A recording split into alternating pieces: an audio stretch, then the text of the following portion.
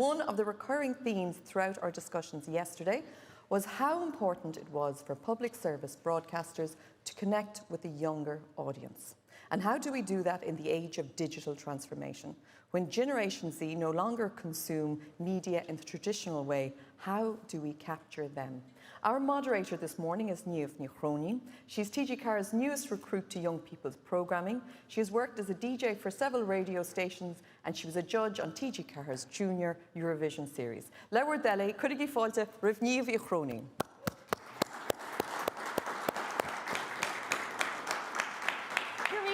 Agus and I'm glad to see some of you managed to get up early after last night's gala. I'm sure there's lots of people watching online at home. I was saying some people might be watching from bed upstairs, but we don't know. But I think maybe it's because I'm part of this session, but I think we have some of the most important speakers of CIRCOM 2022 today. 3 of the best speakers, I think, will be on this stage today. I'm not including myself, by the way. Alexandra and Sophia, and then we'll be speaking to Blindboy Boat Club later on. We know that public service broadcasters face many challenges, but one of the really big challenges is engaging and connecting with young people and developing a loyalty and a trust with them. And our speakers today have invaluable knowledge and experience in dealing with young people and young people's broadcasting. So I'm really looking forward to hearing what our 3 speakers today have to say. As was said, I've worked in young people's programming for a couple of years in radio, mainly, and more recently in television. So I'm hoping to pick up a few tips as well this morning. But this isn't about me. This is about our speakers and it's about you guys. So please, do get involved. I think you can send in questions on Slido, so we would love to get some questions in. You can send them in at any stage, and when we're doing the Q&A, you can raise your hand and ask questions as well. We will give our 2 speakers about 10 minutes to do their presentations, and then we'll have a Q&A with Sophia and Alexandra, and then we'll take a 2-minute break. But don't leave. A 2-minute break, and then we'll be speaking to Blindboy Boat Club. So our first speaker is Alexandra Borchardt, and among many, many things, I could have kept going for about an hour with everything you have your name to at this stage. But Professor Alexandra Borchardt, she's a senior journalist, a leadership professor, media consultant, and senior research associate of the Reuters Institute for the Study of Journalism at the University of Oxford. She co-leads the Journalism Innovators Programme at Hamburg Media School. And then something that she's going to focus on today, she was the lead author of What's Next? Public Service Journalism in the Age of Distraction, Opinion and Information Abundance. That was published by the EBU towards the end of 2021, which I'm sure many of you are familiar with. So can we please give a big round of applause to Alexandra Borchardt.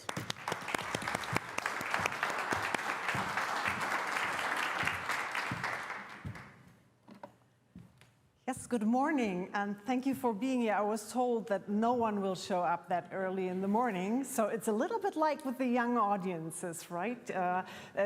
Sometimes people tell you, oh, they won't show up, they're not interested in public service media any longer, but hey, some of them, you know, show up eventually, and you have to make sure that they'll stick.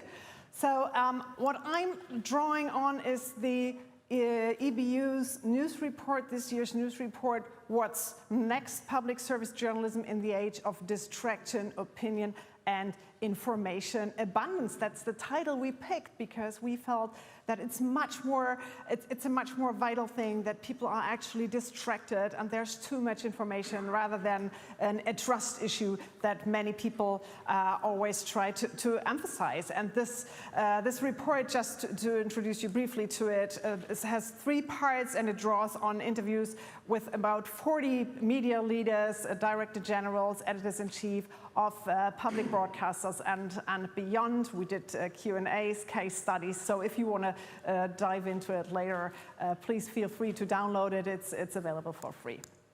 Yeah, the good news is really, and this is a little bit counter to the common narrative, that actually trust in media has increased during the pandemic, and that has even happened with young people. And these are just the basic figures here a little bit. Broadcasters are leading the way in the increase in trust, so you should work with this because it's actually the good news that trust has increased.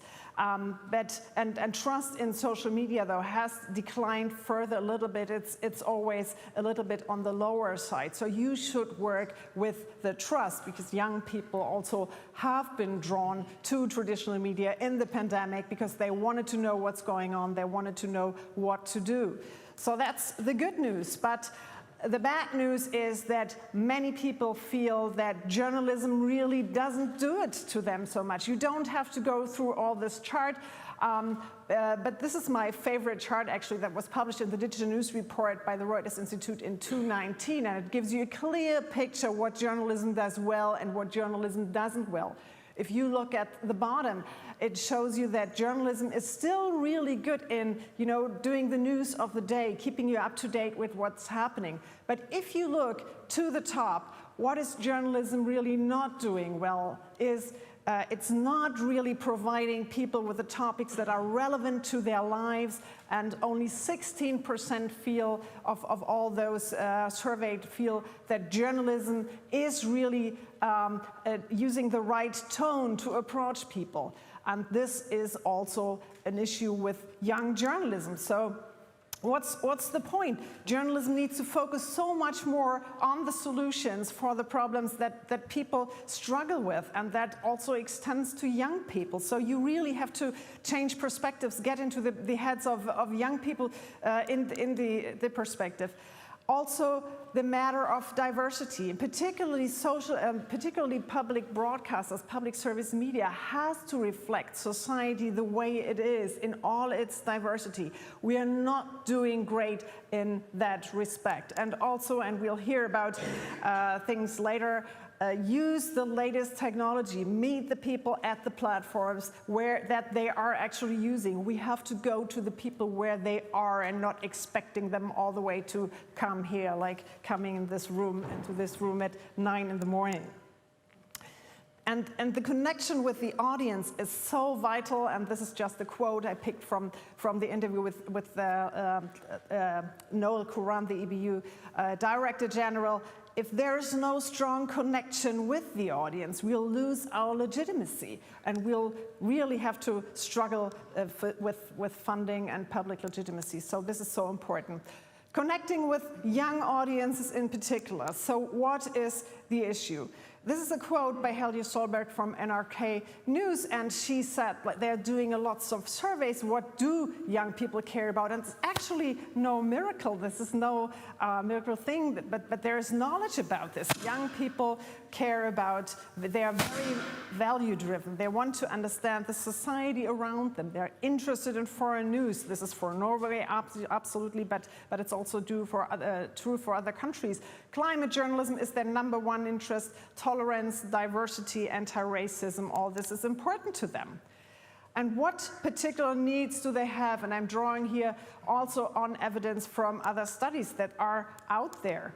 News needs to be interesting. It needs to be interesting from the very first second, and not just only some drawn-out thing that people have to keep a lot of patience to really get to the point.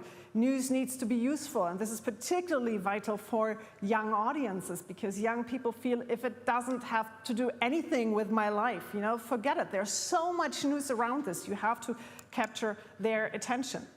This is important also. News needs to be fun, and this probably separates younger audiences from older ones that invested a lot more patience into digesting very serious news. It needs to be fun, or at least entertainingly presented. And the picture I chose here to illustrate this is from a German case recently, where this influencer, Finn Kliman, wearing his hat, was involved in some strange practices around.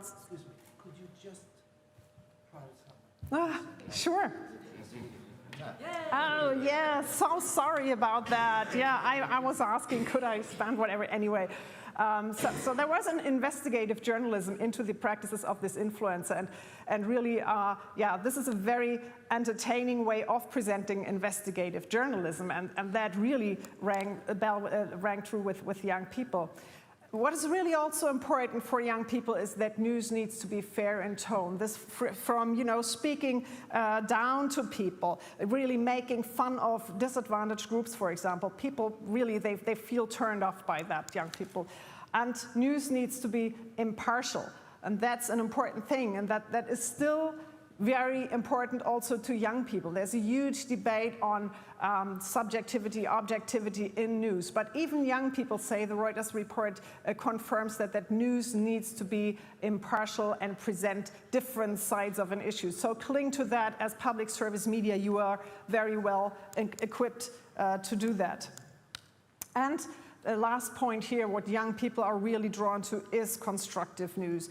You need to provide perspective. If there's no solution in there, if there's no perspective in there, if it's only negative, attention grabbing, then people will tune out and will leave you.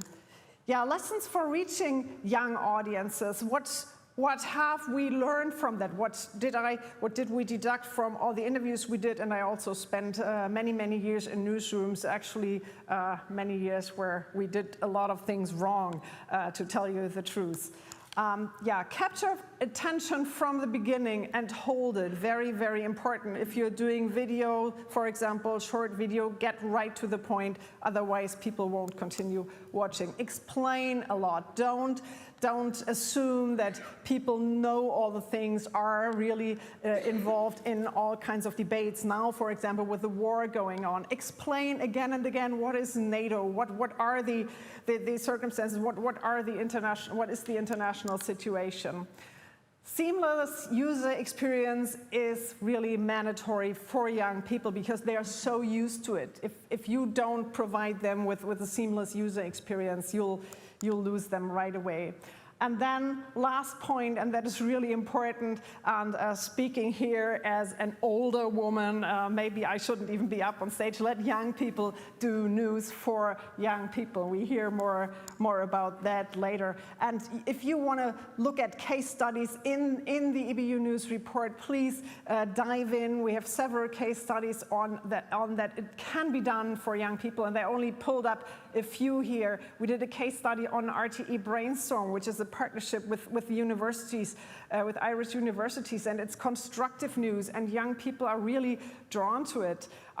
We did a case study on Wiley Arena that provided a platform that is as popular with young people as Netflix is in Finland, or almost as possible. SVT is really doing great on video, short video for young people. It's the most important news choice for young people, and also there is an example from Bayerischer Rundfunk. This is where I live, close to Munich. They have this format News WG, which is sort of, they rented an apartment where they have young people discussing politics, and it's popular even with young women, an audience that is really hard to reach. Or maybe Sophia will tell us more about that. Yeah, and I quoted Rory Cavini here, the director of strategy of RTE News, who said, young people are more loyal to content and programming than necessarily to brands, so you really have to gain their trust again and again.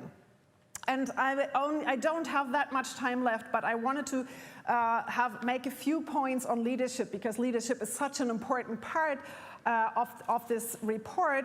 And as I said, young people, news for young people should be done by young people. But how do you attract young people, and how do you keep them? What are the important points? And I discussed this with many news leaders, and it's really a difficult issue how to manage young people. And I have a quote here by Bakel Walton. He's Director of Development and Offering at Swiss SRG.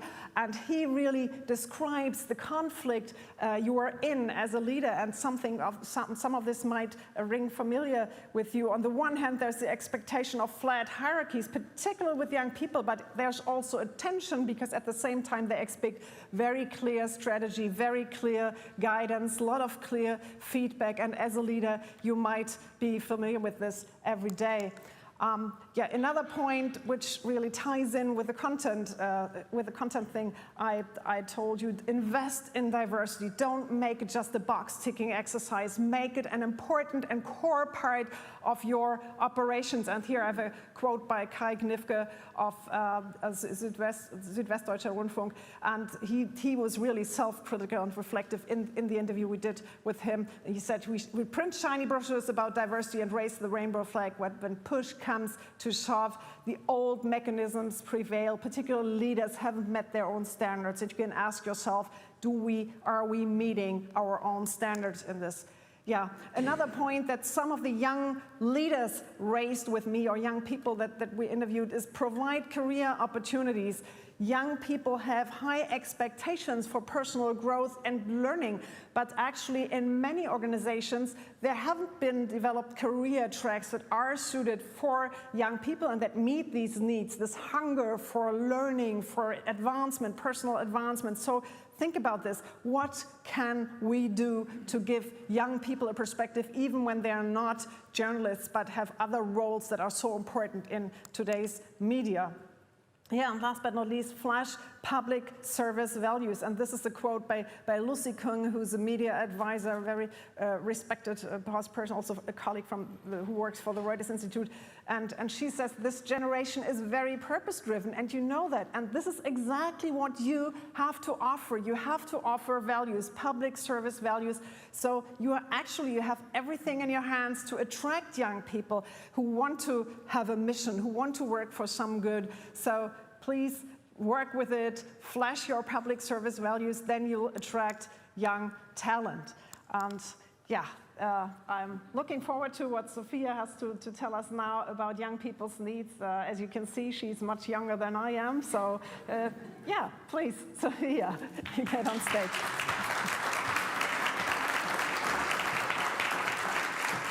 Alexandra, thank you very much. And if anyone has any questions for Alexandra, please do send them in on Slido, and we'll get to them in a couple of minutes. But we'll go to Sophia Smith-Gaylor now. She is the author of Losing It, Sex Education for the 21st Century, which we've been told is available down the back or behind the wall if you want to purchase it after. She's a TikTok creator. As of this morning, she has a very impressive 402.6 thousand followers on TikTok. She's a multi-award winning reporter. She's worked at the BBC, and she's currently working as a senior news reporter at Vice World News, covering Europe, the Middle East and Africa. So can we please welcome Sophia Smith-Gaylor.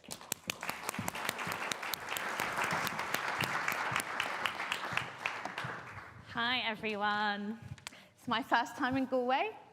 Very exciting. And it's nice to be with you today.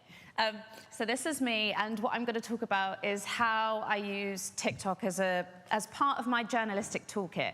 I really want to emphasize it's not the only platform on social media that I use. And long before TikTok came on the scene, I was on Twitter, I am on Twitter, I was on Instagram, I am on Instagram, and I really use it all as a full ecosystem for all the kind of things I do, but none of them have performed or done so much for me as a journalist as TikTok has done. So I think Alexandra gave like a really fantastic overview, and hopefully what I think I'll be more of is like a case study. So I'm looking forward to some brilliant questions afterwards.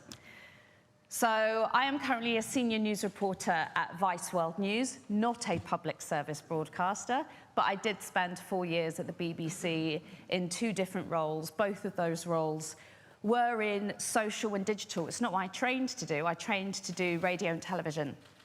And as I was doing these social and digital roles, I made over 10 radio documentaries for the BBC. I made a television documentary. I definitely got to see all sides of the business when I was there. And effectively what ended up happening is I got a reporter job somewhere else. So now I'm at Vice. You've already got on about how many followers. I actually now have 80 million views on my personal TikTok account. If you add the views of the explainers I've done for Vice World News, we're nearing 100 million. And I wrote my first book this year, which wouldn't have happened without TikTok. This is a bit of my trajectory. I really, really love that Alexandra mentioned at the end of your talk about leadership and what it is that not only young audiences want from a newsroom, but young journalists in your organisation. This is to give you a sense of my career thus far. I began as a social media producer. 1 year later, in that role, I was running Facebook, Twitter, and Instagram accounts for the BBC.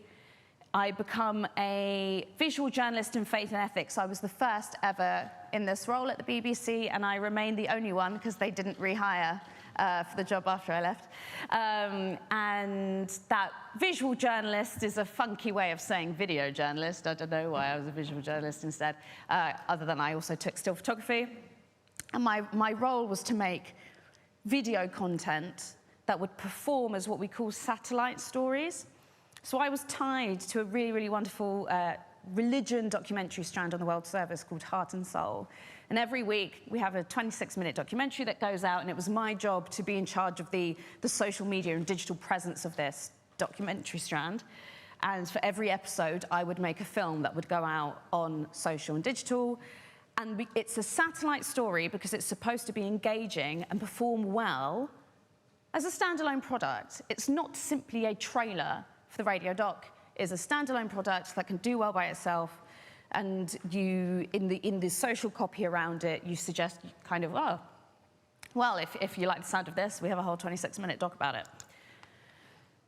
In November 2019, I get on TikTok. Plenty of teenagers in the UK were already on TikTok at this point, but there were no journalists really on there. I believe Washington Post may have already been on there when I joined in the US. Generally speaking, the outlets in the US have been far speedier in getting onto TikTok than British ones.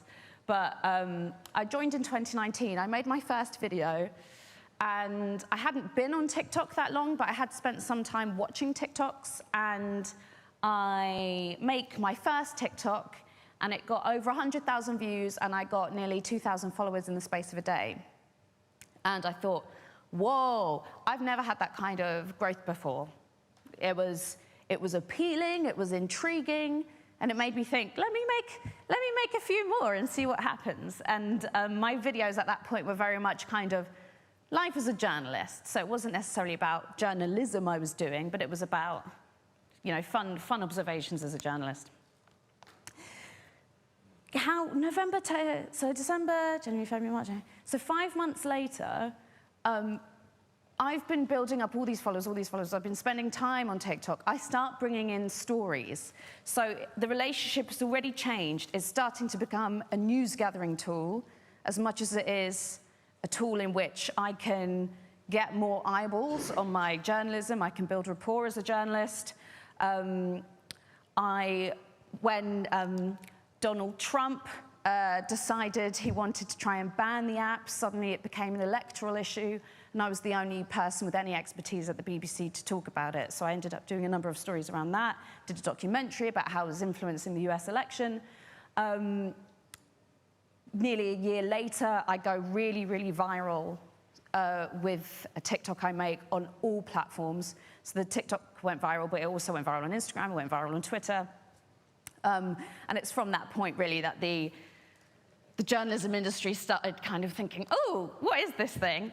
And by September 2021, I'd really, really tried to do a lot of reporting at the BBC. I had tried to persuade the BBC that they had a public service interest in being on TikTok because of the amount of young people that were on there. And, you know, while I was there, I feel like I failed in that mission. It is now on TikTok, but unfortunately, I didn't manage to persuade them while I was there. Vice World News, however, were very, very keen on going on TikTok, and I have been very fortunate to be part of their journey. Vice World News on TikTok are now at 1.3 million followers. We have one of the most engaged with news Instagram accounts in the world. And in December, I win the British Journalism Award for Innovation. Motivations around news are really different across networks, and I don't know if it's the same in Ireland, but definitely in my little London media Twitterati world, journalists tweet for other journalists, and Twitter is the platform that they like. It's very hard to find journalists getting on Instagram, never mind TikTok, but it's where Twitter is the only place that people want news content. Otherwise, on all the other platforms, they want entertainment. And if we know that younger audiences are going less to Twitter and more to Instagram and TikTok, where people want entertainment, people want personalities, they don't want news outlets, how do we as journalists try and fill that space? What I talk about more, obviously there are a lot of brands who may want to go on TikTok, but what I am an example of is more the Max Foster. If you follow him, he's wonderful. Max Foster kind of philosophy of TikTok journalism, in that, yes, I obviously help support my brand, Vice World News. I do TikToks for them. But what can I do as an individual journalist? How can I use TikTok that will also help the news I do for my employer? I have a bunch of different formats that I use. A news explainer is just if I observe something happening in the news that I don't necessarily write an article about, but it's something that I know my audience will be interested in. I make a quick straight-to-camera explainer, and that's how I made the Suez, when the Ever Given ship got stuck in the Suez Canal, I turned it into a sea shanty, and that's what went viral and got played on like Greg James' Radio 1 Breakfast. I made the front page of Egypt's most read newspaper. It was a crazy time. I also do explainers of my articles, and as you can see, sometimes I directly use the screenshot from the Vice piece to try and build a bit of brand attribution. People get to know me as a Vice reporter, and that's been able to bring hundreds and hundreds of thousands of additional views to my journalism. I do a bunch of in situ reporting, so that was me at COP26. I also filmed TikToks when I was recently in Romania, Moldova, covering the Ukrainian refugee crisis. And this is what Vice is getting particularly good at. That is why Vice's following has exploded, because we're getting a lot of our correspondents now used to filing TikToks and used to the kind of the visual grammar and the editing and the look that comes with it, because it's very low production value, TikTok. And people on TikTok love it when they get what feels like behind-the-scenes access, or just like how audiences have always loved on television when there's an unfolding news event, you know, you get the reporter out there. It's exactly the same with TikTok. And then there are also audio trends. I use this format probably the least, but it has paid dividends when I do use it. Being able to do audio trends on TikTok requires you to spend an awful lot of time on TikTok to know what audio is trending at that time. You then need to adapt it to your niche or adapt it to whatever story that you're doing, and it just so happened that there was an audio at this time that made me think, oh yeah, I can adapt this to this climate doom research paper that's recently come out that I'm doing a Vice article on. That got 200,000 views. But this is what I'm really proud of all the TikToks that I make, but what I'm super proud and nerdy about are the amount of exclusive stories I've been able to bring in because of TikTok. Like I said, I was there covering the US election. I was the first person to break that Donald Trump's campaign was covertly using TikTok to gain votes, all the while he was telling people that he was going to ban the app. I was also the first person to break the story that TikTokers were being paid to create anti-Trump content on TikTok, which is banned on there and also calls into question sort of dodgy political ad funding in the US. I found lots of people abusing the TikTok algorithm, including anti-vaxxers, including incels, people supplying laughing gas by using TikTok ads. With the Russia-Ukrainian war, I was also obviously very well placed to look at how TikTok was being used as part of it.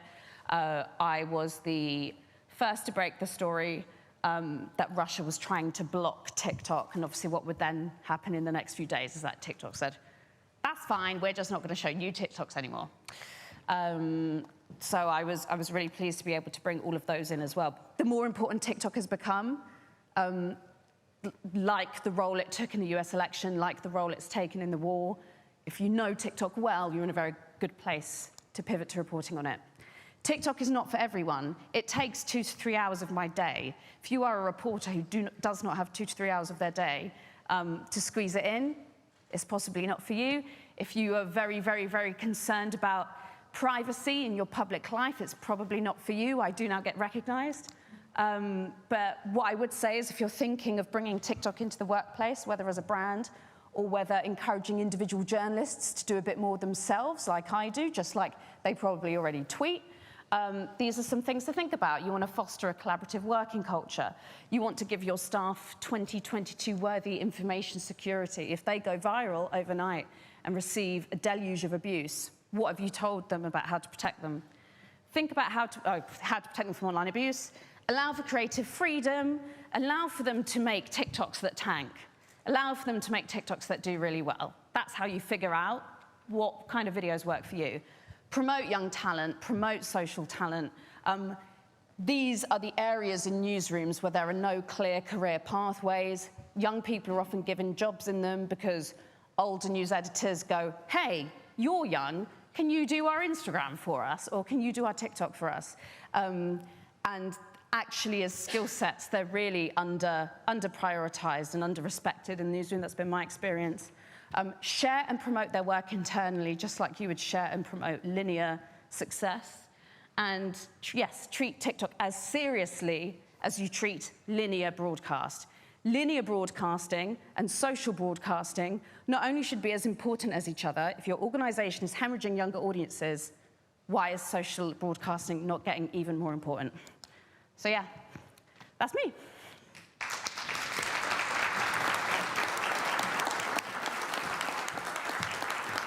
Good, Sophia, thank you very much. And again, if anyone has any questions for Sophia or for Alexandra, you can send them in now. I'm just wondering, is there any questions at the moment that we might start off with from the audience? Does anyone have a question here? Yes, we'll go down the back first. If you'd like to maybe introduce yourself and where you're from. Ben Moore from the BBC. I just wanted to ask Sophia if she could just expand a little bit on the news gathering. So I'm on TikTok. I sort of keep myself a bit quiet because I'm over 40. But the stuff I get on my feed, I really enjoy it, but it can be a bit silly, and I'm struggling to work out where I get the news from. You know, is it that you spot trends like you did with the Russia stuff? Do you sort of see something and you think, oh, I wonder if that's, you know, paid content? You know, how do you actually gather the news? How do you get those stories? A lot of it. So even the Russia story, that Russia were trying to block TikTok, I didn't find that on TikTok. I found that because I was following the Russia state media regulators Telegram channel, which is all in Russian, a language I don't speak. So how I found that story was just a stroke of luck. When I found the US stories, it was having a new sense that maybe came from spending too much time on there. I literally one day saw someone who had a link in their bio that looked suspicious. It looked like there was tracking data on it. So that's how I found that story. I thought, that looks weird. And then I followed through and I was like, oh, it is weird. It's weird and it's cheeky of Donald Trump. And then other content, I see a video and it's quite clearly promoting something and it doesn't say #ad on it. So you start, it's always, you have a hunch. It's just like with all the other stories that you find. You know, they all begin because you have a hunch and then you verify whether it's true or not. I would say a lot of it is a stroke of luck, but it's a stroke of luck during which, because I spend hours on there a day.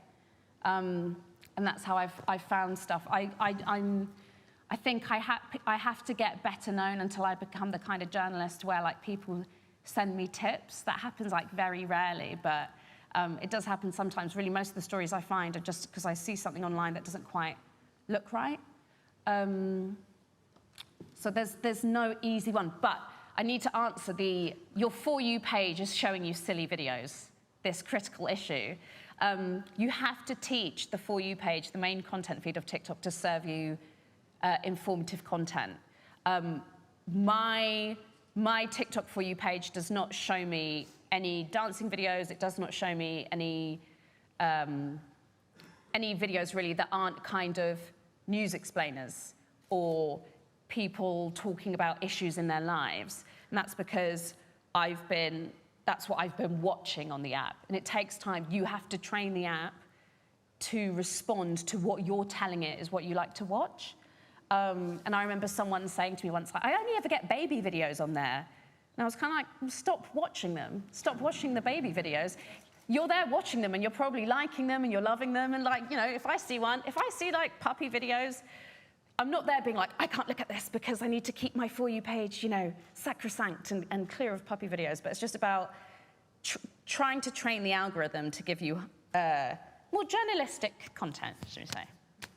Hey, I'd like to talk a little bit about news avoidance. So I think you had this in your paper as well, and that there's a tendency for young people to avoid news more than older people. And research is done, so I can't argue with it, I suppose. But is it that young people are not so much avoiding news, but they're avoiding news as it is presented to them currently by public service broadcasters, that they're not being presented news on topics that they're interested in, on a platform that they're on, in a format that's relevant to them and that in a kind of content that they want to be consuming? If we had more tailored news stories, do you think news avoidance would be less among young people?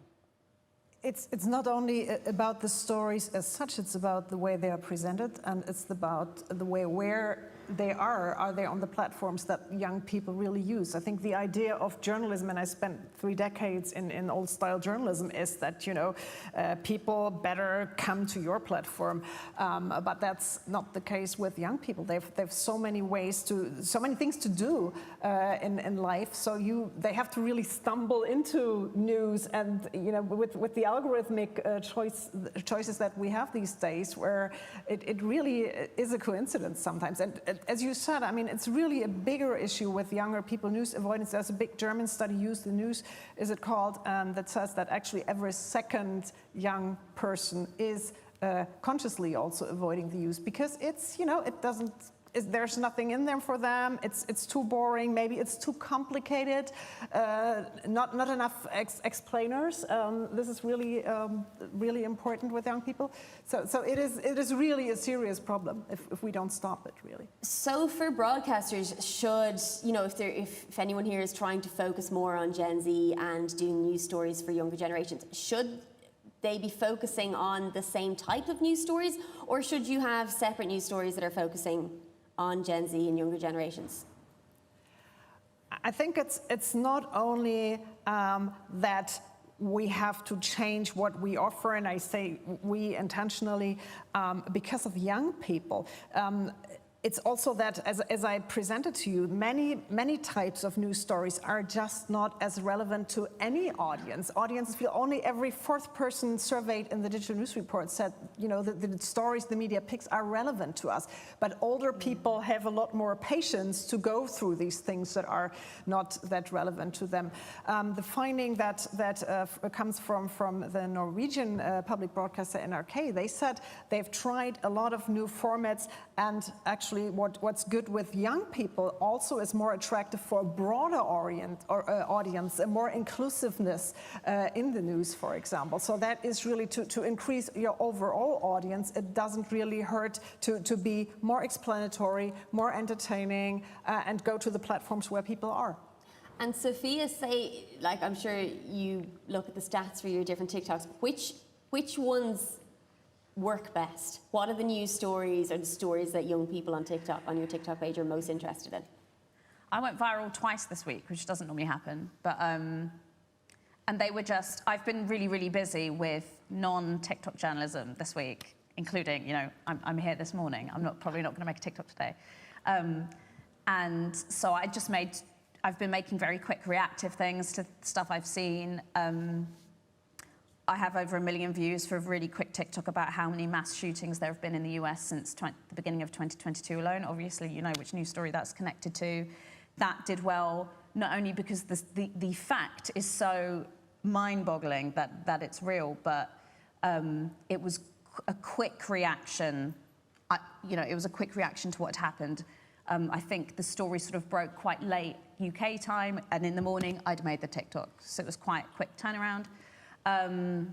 And isn't that it? Like, especially with young people, you know, there's so many platforms that they can go to.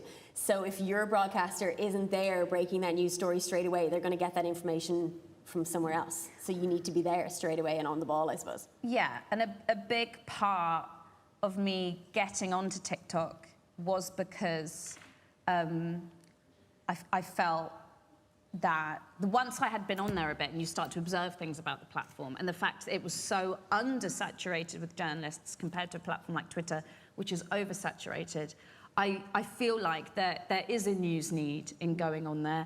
There is often misinformation, for example, that's on there that needs addressing and debunking. And sometimes I won't make a video about that, but if I watch a video where there's misinformation, I'll comment something. If I feel like I can speak with authority on it, I'll go in there in the comments and I'll be like, not sure this is true. I had to do that a lot when the Russian war began. Something that you said about people not seeing news as relevant to them,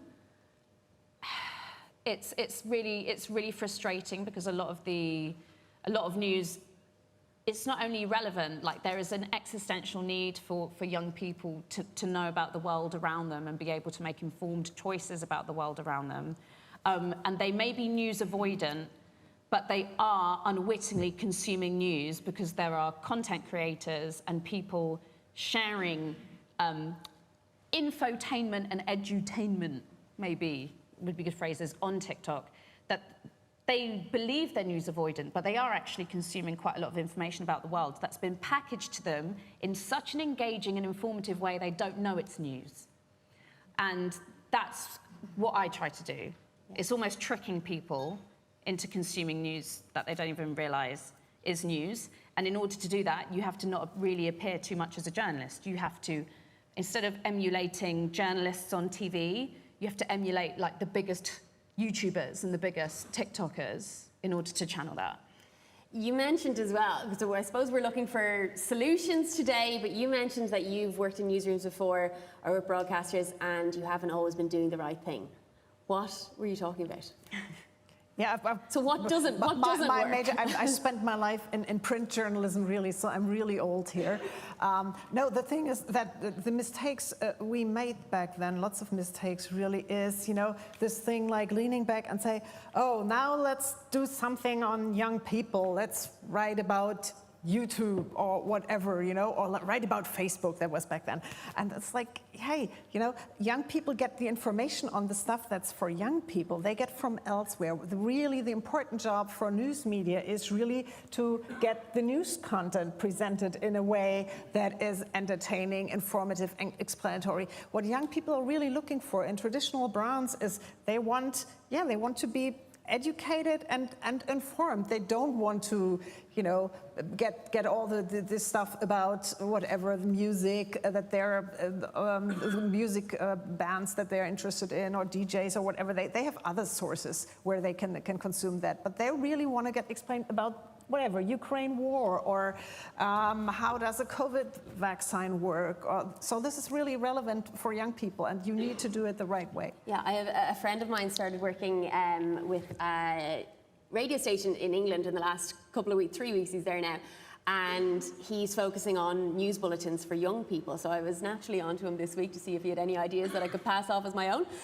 No, I'm joking. But one thing he did say, he said, don't dumb down, but also don't assume knowledge. And you touched on that as well. So anybody, no matter what age they are, they don't want to be spoken to as if they don't understand a topic. But if you're speaking to people who are 15, 16, 17, they might not understand all the terminology. So there are kind of clever ways that you can explain and make sure people are up to date and know what you're talking about. We have a question here. Yeah, we spent, Joe Reddington from North RTE and TG Car. We spent a lot of time yesterday talking about two topics. One, public service media and trust in our building trust and keeping trust in our audiences. And then we had a really good discussion about the importance of local news and engaging all the audiences in the democratic process, because that's, you know, we are a very important part of supporting our democracies. So the question then is, how do we do that, for example, on TikTok? How do we bring our public service values, which is very worthy and very earnest values, to TikTok? And there was a question yesterday that how would you do a political story in 45 seconds on TikTok, for example? So I'd be curious if there's any examples that you can maybe point us to of stuff that you've done that's political, about the political system, about the political story of the day, but it's in that format. I don't think the premise is any different if you were doing a radio package and you had to explain it. How many of us have cut radio packages or TV packages that are ridiculously short amount of time, and we're there as journalists like, 5 seconds more, and I'd be able to put this one sentence in that's a really useful clause that would explain it all very simply. For me, and this is still the case, I observed it 2.5 years ago when I joined TikTok. You know, when I talked about how, wow, no one followed me, and in one day I got 2,000 followers and all these views. This keeps happening to people every day. We're going through a bit of a moment in the social media ecosystem that perhaps in the early days of YouTube was possibly one of the last times this happened. There is no app more democratic than TikTok right now, because you can be a complete nobody. You can feel like the most disenfranchised person in the world. You can feel like no one is listening to you. And if you've got any sense of like the visual grammar, like I described of TikTok, and you think, this is how a lot of TikToks start, so you sort of emulate other viral TikToks that you've seen, and you talk about something happening in your life, that it could be a situation you want to celebrate, it could be success, it could be something that you're at your wit's end over. So you could be suffering, and that TikTok, no one follows you, and you can get 1 million views, and you can actually get action can come out of it. See it all the time. I even saw it with someone had someone like massively like digging into their back garden. It was like the council trying to build a rail station, and they hadn't warned the resident, and the resident just had this massive hole in the back of their garden, and they'd got nowhere with the local council, and then they make a TikTok about it, and suddenly, they get a visit that day, because the local council suddenly realised they were dealing with a significant PR issue here. For local news, it can really have a tremendous role. What the news organisation doesn't have and needs to look for are the powerful stories, which is what local news is long used to doing, connecting with people in the area and working out where the stories are, what's a powerful story. And then what you bring in as the news organisation is the expertise on how to make something viral. Have you, however, hired social journalists that know how to make something viral? That might end up being the bigger obstacle than the actual story. And that kind of leads on to my next question, like hiring the right staff and having people who are trained in. So say if anyone here goes into their office on Monday and sits down and says, right, we need to focus more and engage more with Gen Z, where do they start? Because I know when you click onto TikTok, if you're not familiar with TikTok, it's probably the scariest social media platform to click into when you don't know what's happening, because it just takes time to figure it out. But Sophia, like TikTok, Instagram, all of the platforms, if someone was kind of starting out, you know, hoping to engage more with Gen Z, what would you recommend for them to do at the beginning? You have to hire digital talent. Yeah. And you also, with the current talent that you have, you can't expect them to do all this legwork in their own time.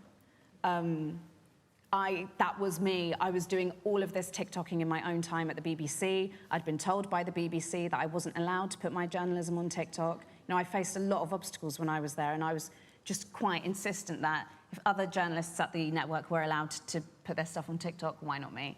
So I basically just kept doing it. But it started to become exhausting, having to do it all in my own time. Hours after work, during my lunch break, even before work sometimes. You have to give your journalists the space to dedicate some time to this in their working day. And if it's already a super busy working day, it's quite hard, you know. I think if I was a manager, I'd think, how am I going to actually give you the time to work on this new skill set that you want to develop? But that's what I'd really recommend, because if you don't, your journalist is going to get major burnout. And you need someone who's interested in it, definitely, and who... Yeah, I think if you're not, well... If you don't want to be creating TikToks, if you don't want to make TikToks, you don't have to. I'm sure there's something else you're doing that's really wonderful. Like, I am really not one of these... I really don't want to be the kind of journalist or person that says everyone needs to get on TikTok. Not at all. It's more... if you think there is an existential crisis in which your news organisation is not reaching young people, you don't have to get on TikTok, but I think someone there does. Someone needs to. Alexandra, how would you talked about, the importance of, if you've staff to train them up, and maybe it's not enough for young people these days to be just doing one job, you need to keep them engaged. So how would you go about recruiting young journalists and then retaining them, I suppose? I think it's very important to give them their freedom to explore, to experiment, but also to give, clear guidance, a strategy, a vision. So you need both. You need to let them loose, but still give them this feeling that they are respected, they are valued, and you have a clear idea where you want to be. And I think it shouldn't be just about a TikTok and about one platform, because another platform could emerge tomorrow. So it's really important to have young people also who watch, where are my peers and what's going on there, and then to test, is it really worth for us going to that particular platform? Is it possible with our values? Because this is important. We have a case study on the social media strategy of Tagesschau, which is the major German news broadcaster. They were on TikTok quite early, and they test all the time. Does it make sense for our values?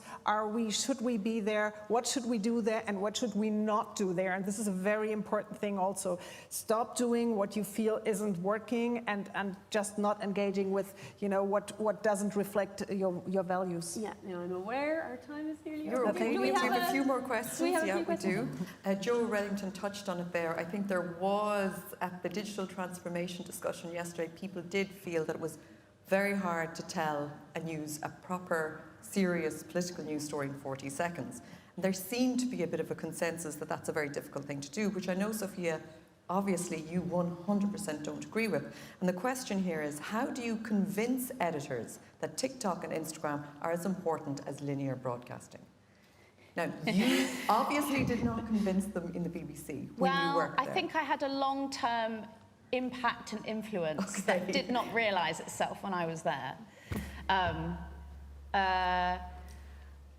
And while I didn't convince the massive ship, the massive machine, I did in my time convince a number of news editors to commission stories that I wanted to do in the area. So what ended up happening is that I would source out individual editors who did really care about younger audiences, who were curious about this app that was sort of making a difference in the way that other apps had kind of sort of slowed down in doing so or weren't doing so anymore.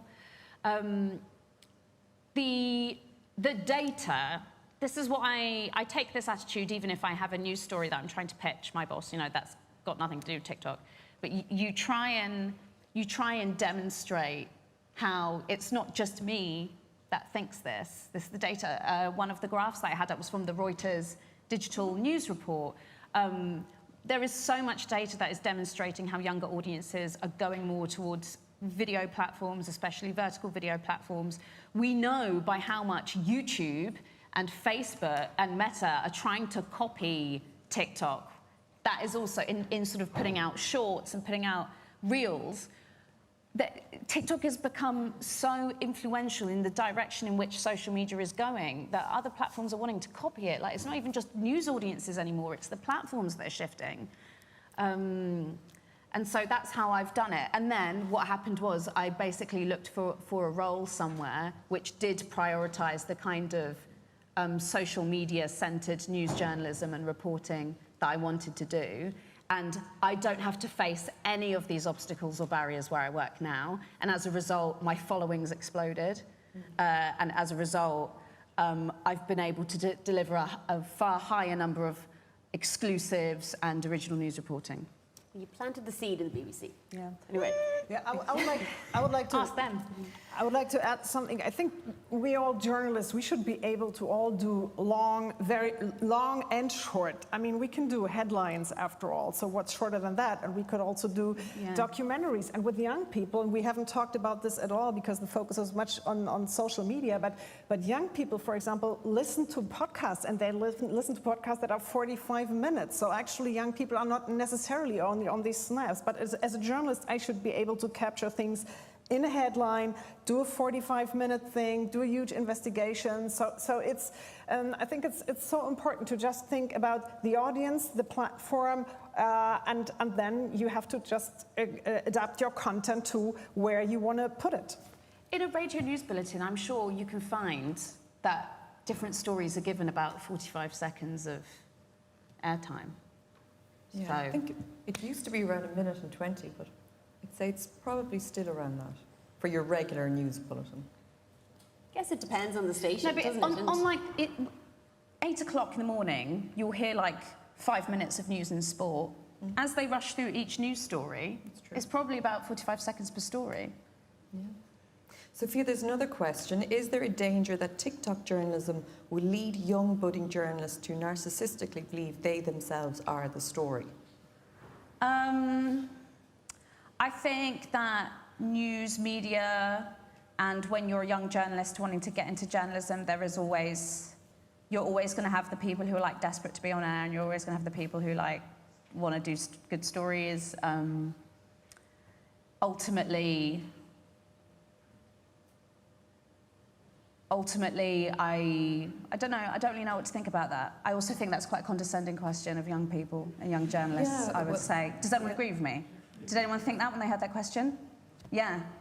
And this was actually one of the battles that I dealt with when I was at the BBC, an assumption that I was doing this because I was narcissistic and not because I wanted to reach young people, or because I cared that my journalism would reach young people. Yeah. Sorry to whoever asked that, but that's what I think.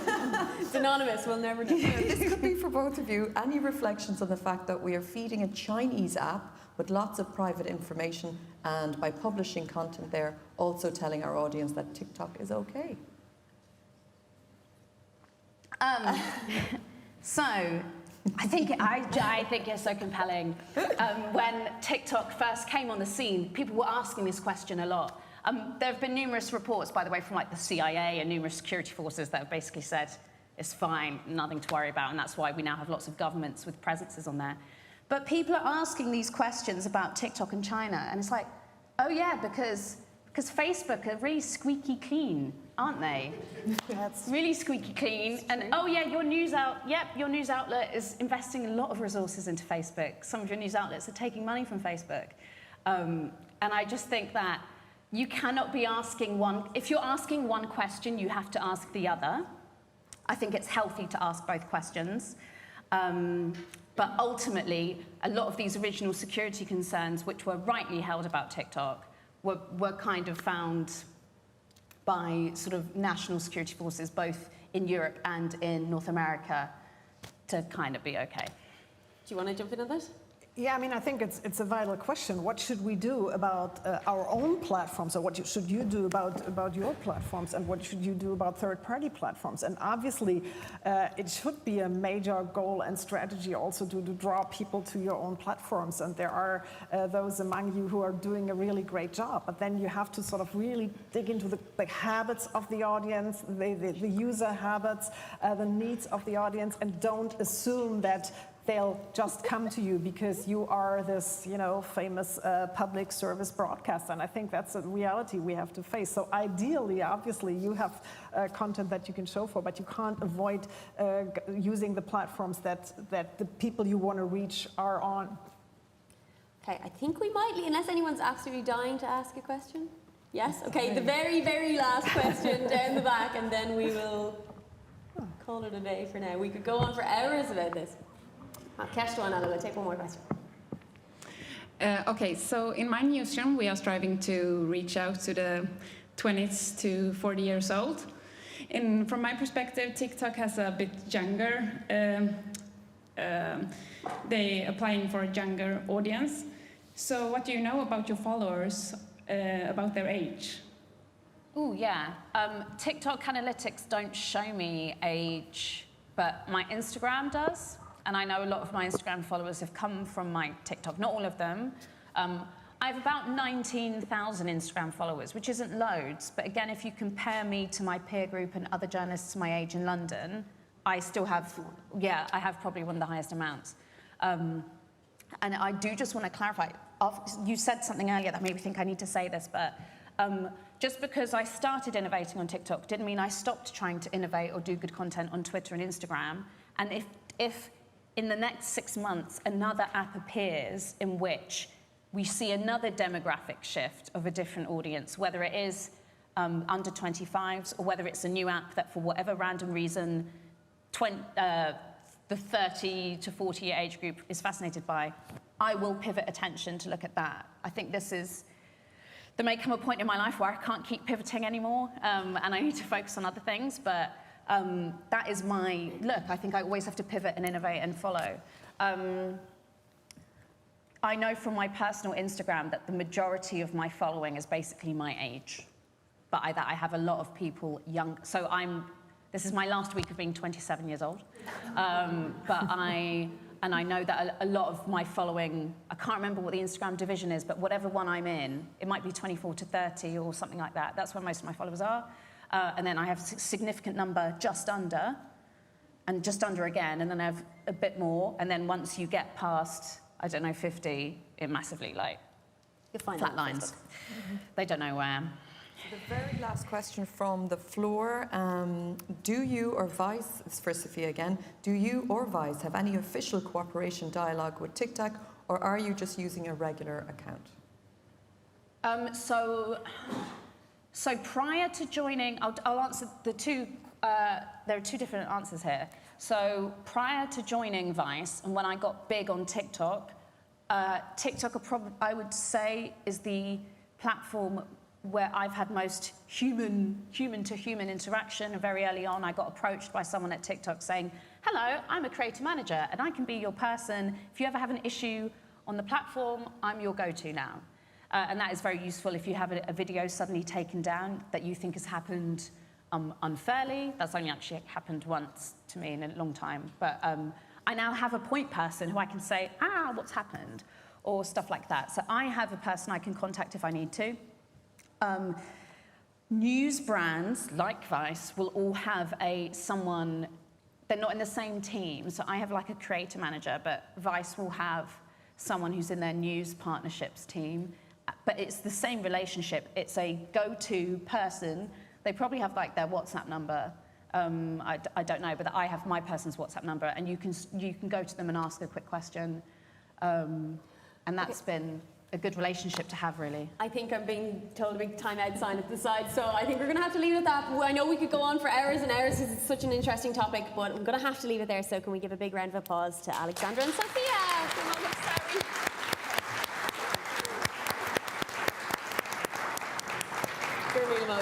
And we'll take 2 minutes, and then we'll be back with Blindboy Boat Club. Can we all give applause? Thank you.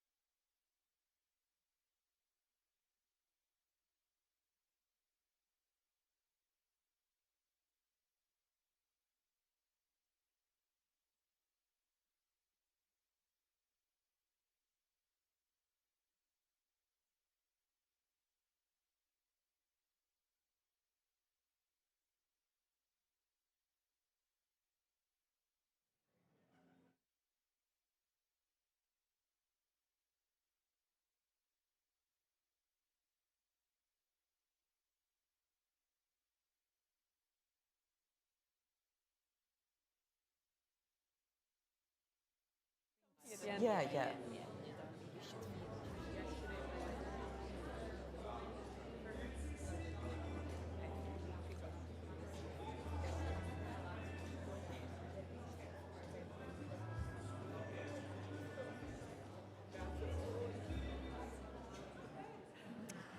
Now, okay, to our next guest. Very excited to speak to our next guest. For those of you who don't know, he is a musician, an author, a TV presenter. He has one of the biggest podcasts in Ireland. Can we please give a big warm welcome to Blindboy Boat Club? Hello. Now, you have... Hello, everybody. You've been on tour around Europe. You've sold out podcast shows in Australia. Thousands of people show up when you speak at festivals. Your podcasts spend an awful lot of time at the top of the charts. You have a huge following, not only in Ireland, but around the world as well. This is really just pages of compliments on your achievements. I'm just back from Barcelona and Madrid doing gigs. But I suppose one of the most important things at the moment, for today anyway, is that you have somehow managed to engage with young people in a way that a lot of people in this room would be very envious of. How do you do it? One thing I will say, right, so I've been doing this, like I'm in my 30s now, and I've been doing it since I was 16. And the technology changes. Like, you thinking about terms of young audiences, or saying things like millennials or Gen Z, nothing really changes. The technology changes, the way that people consume changes. Storytelling is the key. So if whatever you're making, you're adhering to decent storytelling, then that's going to be engaging. So the important, if I know this is for public broadcasters. For public broadcasters, whatever content you're making, make sure that the person who's creating it has creative control effectively. The person who's most passionate about this project, they have creative control, and the only assistance they should need really is in the skill of storytelling. Because storytelling is something that some people have naturally, but it's also something you can learn. And a story, for me, in its most basic sense, is set up conflict resolution. If you have that, like every podcast that I do a podcast each week. It's usually a 1 hour monologue. Can you give us some of the stats of your podcast? Because this is incredibly impressive. I get on average, about 1 million listeners a month, globally. And when we think of podcasts now, we know that young people love to listen to podcasts. Yeah. But Johnny next door and everyone's granny has a podcast at this stage. So what makes your podcast work? Why do you have those listeners? I think it's storytelling. So here's my rule when I make a podcast. Do I legitimately, genuinely care about this thing? Whatever it is I'm doing each week, it needs to be something I deeply, genuinely care about. And can I communicate this idea using storytelling? So my podcast is generally, it's a 1 hour monologue. And the reason I think people listen to me is, so we're competing for attention now in a way that it wasn't even like this 10 years ago. Like 10 years ago, I started off with viral videos on YouTube. That doesn't even exist anymore. The concept of a viral video doesn't exist anymore. What I was competing for was, I'm going to make a video and I have to wait until people come home from work at 5 o'clock or before they go to work or school, and they open up their laptop, and then they're going to look at this video and maybe share it on Facebook. That's changed completely now. There's quite a lot of things to compete with for attention.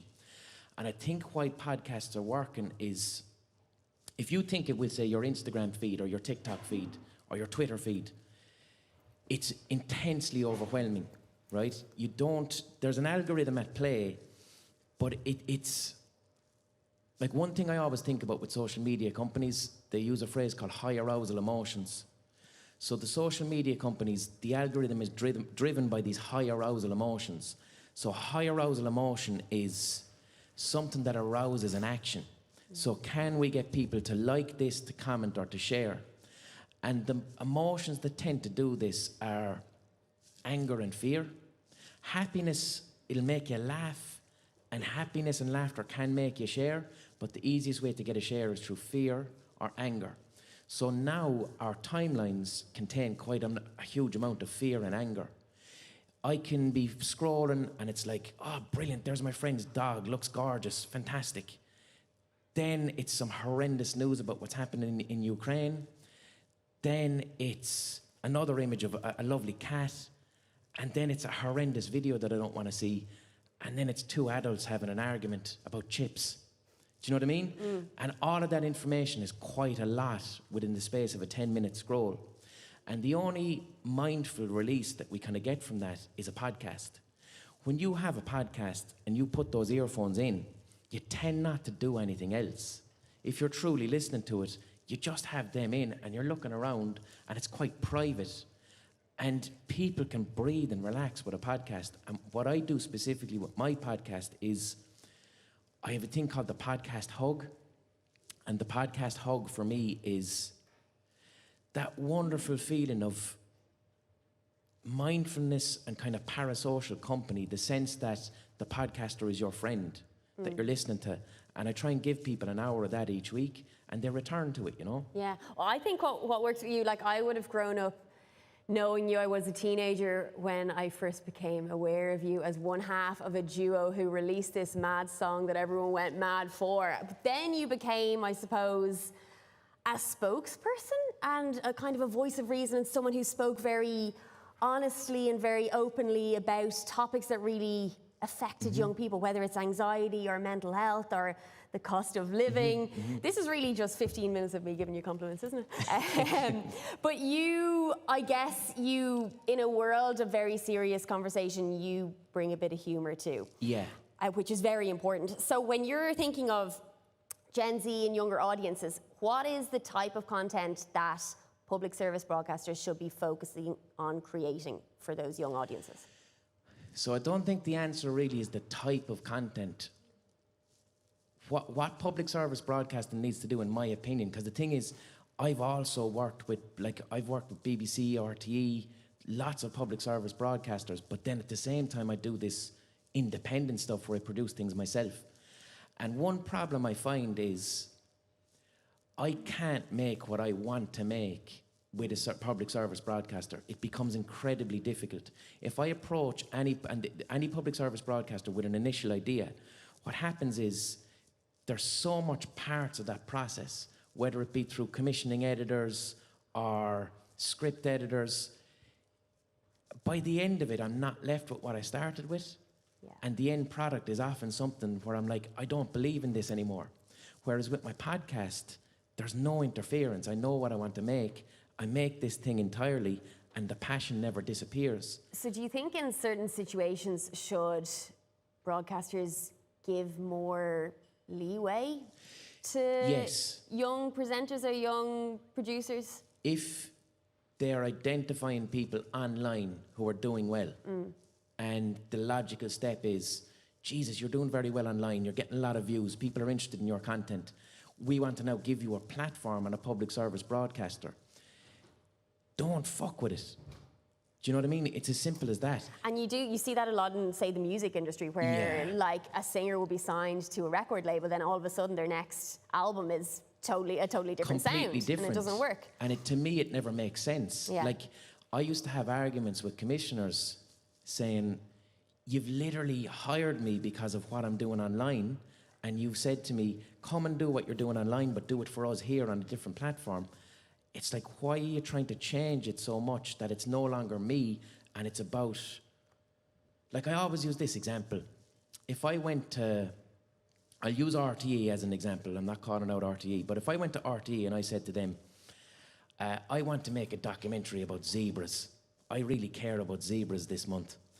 I'd go to RTE and they'd go, great, we're going to make a documentary about zebras. Then I'll get a call and the call will be, it needs to be co-presented with Brian McFadden, who used to be in Westlife. So then I'm like, all right, fair enough. All right, I'm making a documentary now. Maybe he loves zebras too. He probably doesn't, though. I don't think he does. So, Probably not.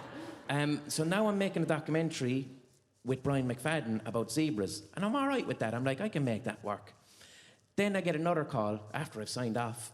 And it's like, yeah, we like the zebras bit. We really love the Brian McFadden bit, right? But we kind of want to have celebrities dancing as well. So I go, all right, okay, it's a documentary about zebras and celebrities are dancing in it and Brian McFadden is hosting it with me. I can make that work. And then by the end of it, we're going to have to take out the zebras. So now I'm just fucking making Dancing with the Stars. Do you know what I mean? That's a show we want to see. But that's kind of the process sometimes. Yeah. So by the end of it, it's like, what the fuck am I doing? I've already signed up for this. I don't want to make this. And then lo and behold, it's a pile of shit. So basically, I wanted to ask you as well about like recruiting new talent, be it for, you know, TV programs or for journalism, how you should go about that. But I suppose if you find someone online who's doing what they do well, and obviously people are listening and watching, don't change it. Don't change it, but also like my journey, right? So I was picked off the internet, and then I got my first ever gig in public service broadcasting with a program called Republic of Telly that was on RT2. And I actually wrote my first ever script just out there in that foyer 12 years ago, because I was gigging here. But that deserves at least a free dinner in the Galway. Free dinner from the Galman, please. But what was wonderful about that opportunity is Republic of Telly didn't try and change what I was doing. Yeah. What they did instead is they offered me skills that I couldn't find online. So what I got was, don't change your comedy. However, how do we make the comedy that you're doing work for TV? Yeah. So I learned skills such as script writing. I all of a sudden went from someone who was filming my own stuff to being around a camera crew. That was huge, not only for experience, but for my own confidence. Because once you're there and there's a sound person there, a camera person there, you're like, wow, I'm properly professional now, and it helps with the old imposter syndrome. But that, Republic of Telly didn't change me. They said, do your thing, but we're going to facilitate you with new skills so that your thing is more polished for us. And it works on whatever platform. And it worked. Yeah. And then that went onto YouTube. Horse Outside actually came out of that. Horse Outside got 2 million views in the first week, which no one had done really in Ireland at that time in 2010. That didn't happen. Yeah. Now I'm going to stop you when you mention Horse Outside. If anyone has any questions, please send them in on Slido. We'll do a Q&A just in a couple of minutes. We had a gala dinner here last night, and we were talking about you because I knew I'd be chatting to you today. And I think in Ireland, we know you so well and you're so well recognised that we don't even question the plastic bag or your name, and we know what Horse Outside is. But we have people from all over the place here. There could be Italians watching. So can you firstly explain the plastic bag? The plastic bag started off for me as just a joke. Do you know what I mean? And then I kept it. And then 10 years later. 10 years later. Here we are. But there's more to it than that. I'll tell you another reason too. Because I work mostly independently, I'm aware that like the internet is very precarious and my career could end tomorrow. You know what I mean? Someone could change an algorithm. Someone could, like most of my podcasts could disappear. You know, we've seen this thing happen before. If you think of like 2015, one thing that was huge were like media sites. In Ireland, we had like Joe.ie, there was the Daily Edge. We had all these, BuzzFeed was one that was around the world. That relied upon Facebook. So you had this whole platform that was like, we're going to release these articles and Facebook's going to show them to everybody. Then in 2017, that ended. Facebook changed their algorithm and companies went out of business. So I'm always aware that right now my career is podcasting. Tomorrow it could end. And because of that, I'm aware that I might have to just go and get a job in a hotel or something if this ends. So I don't want people kind of knowing who I am. The other thing too is I'm a very passionate creator. I love making things. But a consequence of that is you then get notoriety. And I've got social anxiety. I want to go to Aldi and buy carrots and not have people know who I am. You're singing Horse Outside. And singing Horse Outside at me when I'm trying to buy carrots. Which was their song that was a song that went viral back when viral videos were a thing. If you haven't seen it, check it out. It's a great song. Your podcast obviously is on one of the top on my list, but things that resonate well with young people at the moment. What do you think is working, either in Ireland or abroad? TV shows, podcasts. What are young people listening to and watching to? What's working? What people seek is authenticity. So, like, a lot of young people would be getting their news from TikTok, we'll say. And a TikTok creator will look at the news or read the news and then deliver this in a TikTok video in their own voice and make it engaging. So, I mean, I don't, it's, TV needs to change the language of how television is made. Like, I'm going to stick with it. Storytelling is always storytelling, and storytelling will always be how content is made. That, if I was here 100 years ago, I'd say the same thing. Just needs to adapt to the platform that's popular at the time. If the story is being told well by a person who is emotionally congruent, which means that what they're feeling inside is what's coming out of their mouth, that's another problem with TV. You'll have someone presenting a TV show and they don't give a roaring fuck about what it is they're presenting.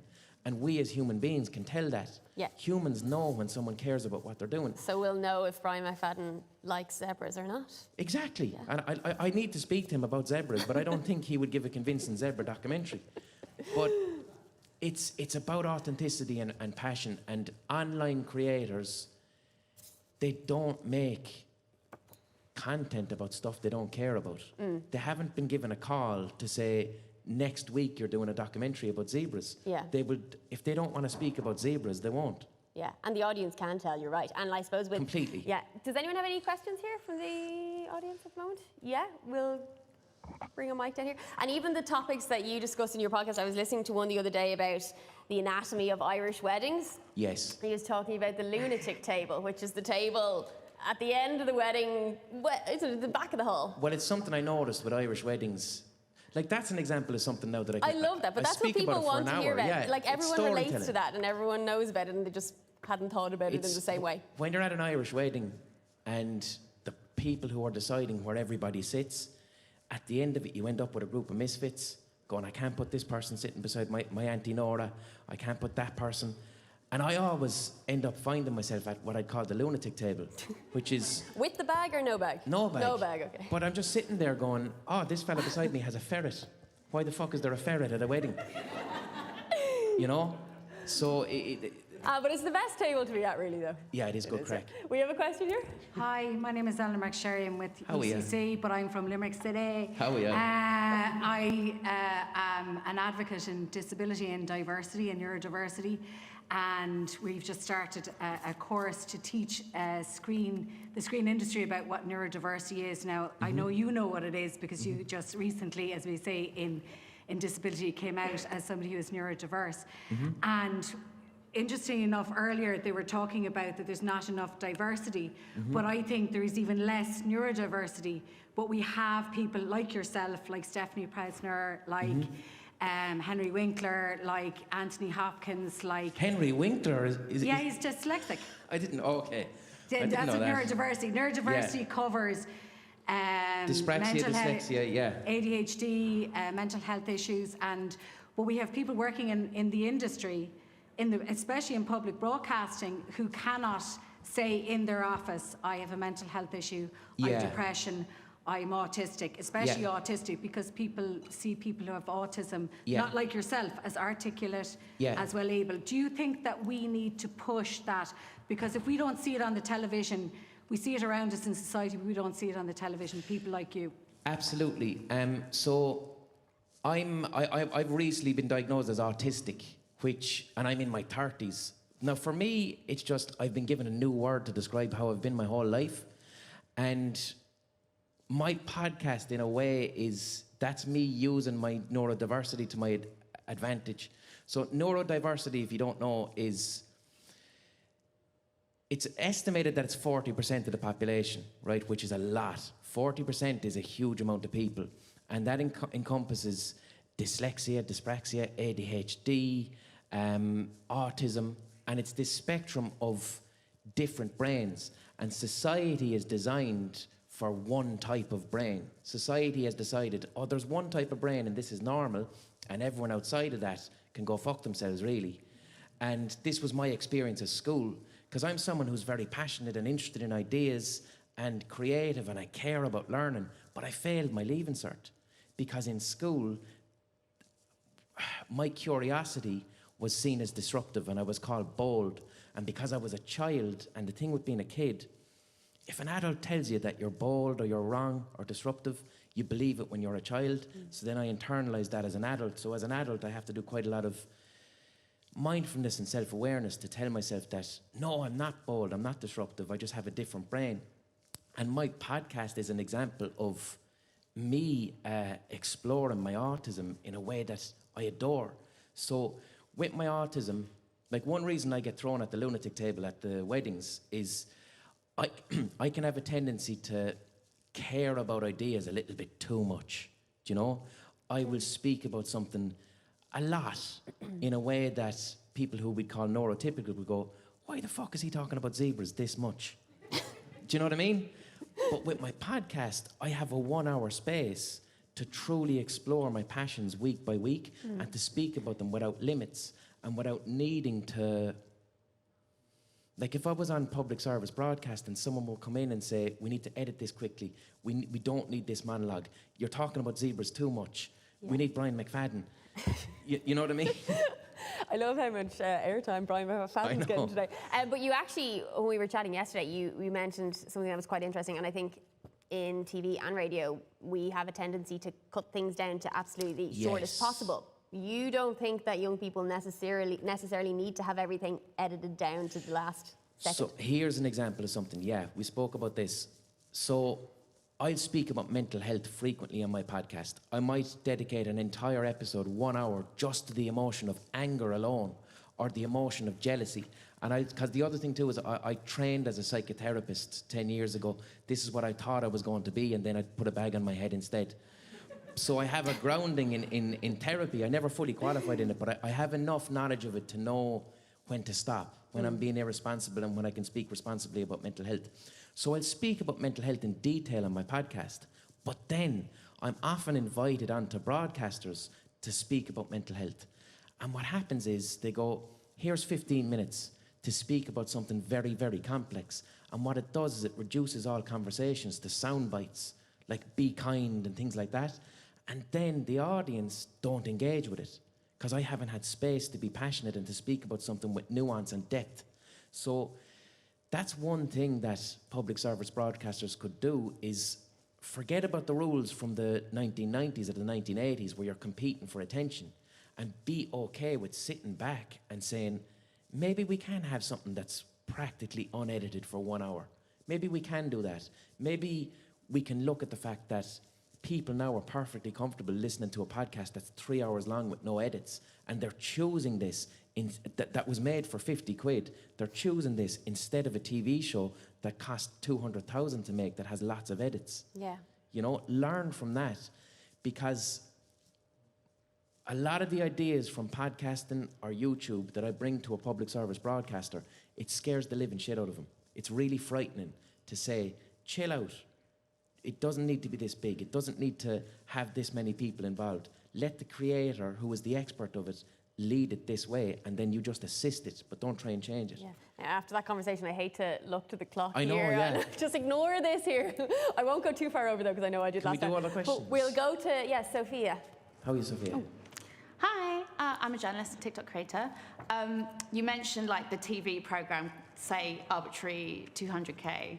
If someone gave you 200K right now to invest in your storytelling, how would you spend it? Is there a particular platform you would like focus on, or particular style? Like, how would you use it?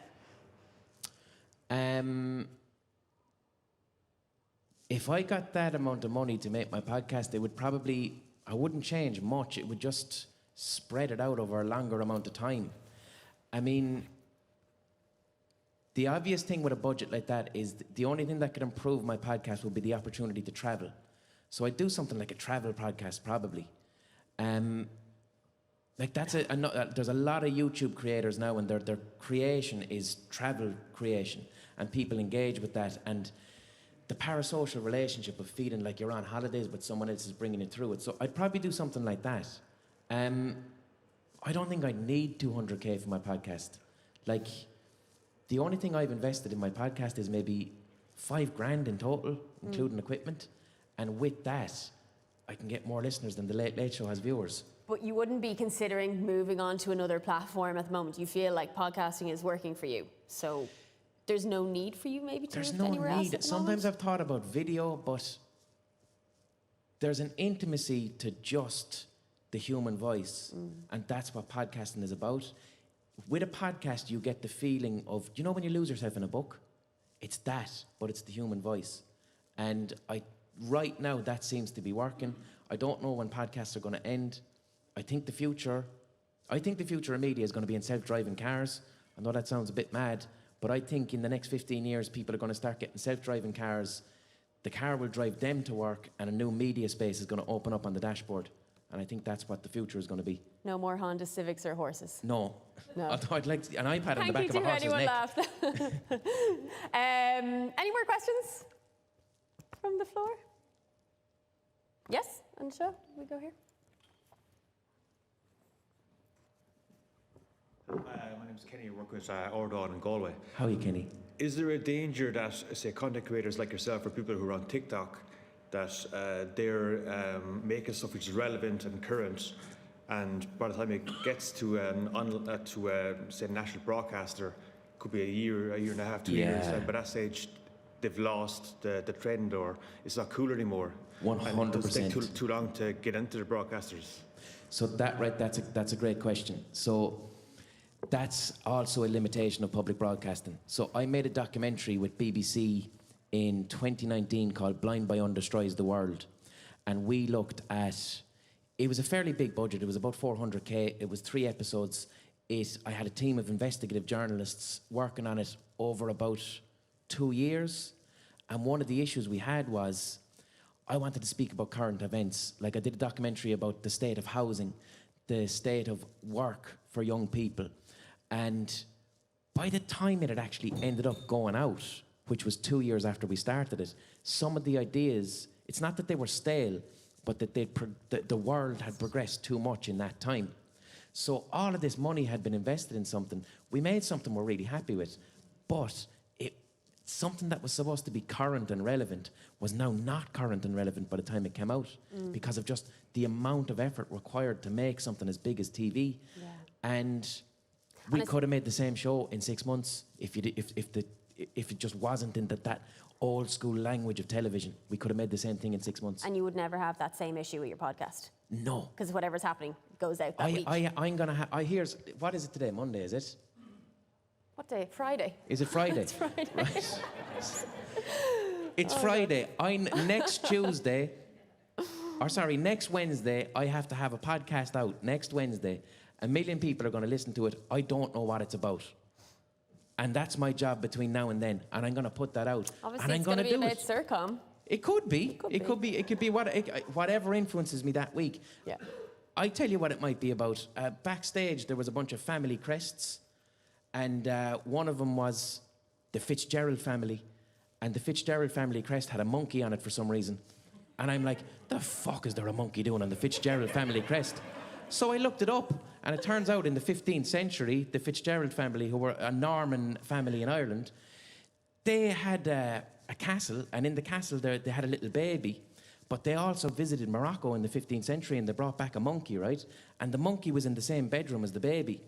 But they left the castle, and a wolf came in and tried to attack the baby. But the monkey broke out of the cage and defended the baby. And that's why the Fitzgerald family have a monkey as their family crest. So I just found that out 10 minutes ago. It's a true story. But I'm like, this is amazing. This is incredible. So probably I'm going to figure out a way to speak about that and interconnect it with other things in the space of an hour. And that's going to go out on Wednesday. And I'm going to do all the research myself. I'm going to record it myself. I'll do everything. And because it's in the space of 4 days, it will be really passionate. Yeah. And what people will actually connect with isn't necessarily the story, but not necessarily what I'm speaking about. What they'll connect with is how I tell the story and the fact that you can genuinely tell, Jesus, this fella really cares about this. Yeah. And that's what people want. And you can really tell. Now, before someone throws me off the stage, do we have one more question? In Cashnala. Yes. This gentleman at the end. Sierra, one last question, then I promise we'll leave. I love that big long microphone. I know.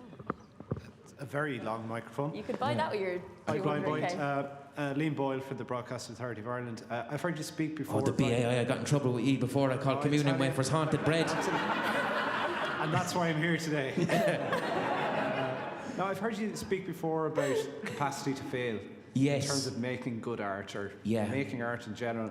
And I'm really wondering what you think would facilitate that. Is it extra funding? Is it different frameworks? Is it a kind of, I suppose, a teaming up of broadcasters and content makers to kind of commit to this? So, to be an artist, to be a creative, right, the most important thing is failure, your attitude towards failing, right?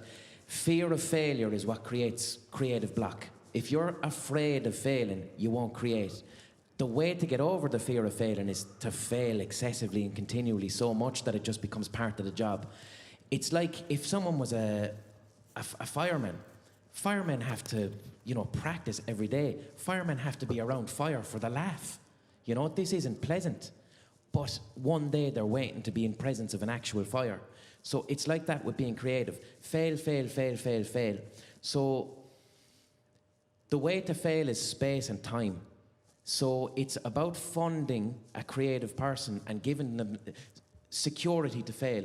So one of the issues I found, if I was working exclusively with public service broadcasting and I didn't have independent media at all, I don't think I'd have space to fail, because my job would be pitching all the time to commissioners. Pitching. And when I'm pitching, I'm not thinking of the most creative idea, I'm thinking about the idea that will most likely get funding. And often the idea that most likely gets funding is not the most creative idea, it's the one that's made with financial sense in the head of the commissioner.